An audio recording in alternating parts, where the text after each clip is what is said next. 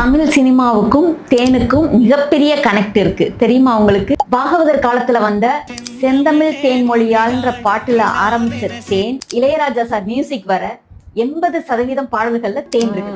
அதுலயும் பாத்தீங்கன்னா தேன் ரசித்தேன், பக்கம் வர துடித்தேன் ஒரு பாட்டுல 65 முறை தேன் இருக்குது. அதே மாதிரி நதியோரம்னு ஒரு பாட்டு, தேன் வேண்டுமா நான் வேண்டுமான்னு கேட்கிற அளவுக்கு தேனை எவ்வளவு அழகா வர்ணிச்சு பெண்ணுக்கு ஈக்குவலா பாத்தீங்கன்னா அந்த தேனை வர்ணிச்சிருக்காங்க. அப்ப பாத்தீங்கன்னா 1950, 60, 70, 80கள் எல்லாம் தேன் மிகப்பெரிய அளவுல நம்ம நாட்டுல புழக்கத்துக்கு இருந்துச்சு, எல்லார் வீடுகள்லயும் இருந்துச்சு. ஆனா இப்ப சினிமா பாடல்கள்ல 2% கூட தேன் கிடையாது. வீட்டுல இருந்தாதான் பாட்டுல வரும். அதனால வீட்டுல தேனை பயன்படுத்துவோம் ஆரோக்கியமா இருக்கிறதுக்கு. கண்டிப்பா பாட்டுலயும் அடுத்து தேன் நிறைய வரும். உங்களுக்கு தெரிஞ்ச இசை பிரியர்களுக்கு இந்த வீடியோவை ஷேர் பண்ணுங்க. டிடிஸ் ஹனியை ஃபாலோ பண்ணுங்க. உங்களுக்கு பிடிச்ச பாட்டை கமெண்ட் பண்ணுங்க.